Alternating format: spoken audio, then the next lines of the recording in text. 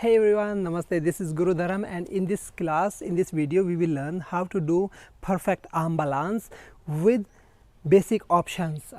So basic options now. So whenever we practice, we just try to do palm firmly on the floor and try to go back a little bit, stretch a little bit, and then slowly you can feel stretching the length in the spine. You can bend. Same like crow pose, and then try to bring your body weight to the one side and lift the right leg up.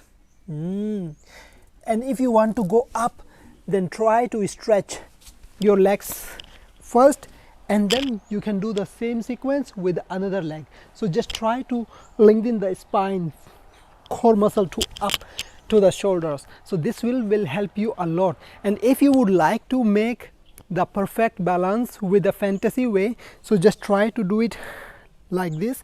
Bend your knees. So whenever we bend, we just try to do slowly, twist a little bit, and then try to stretch up. Good job.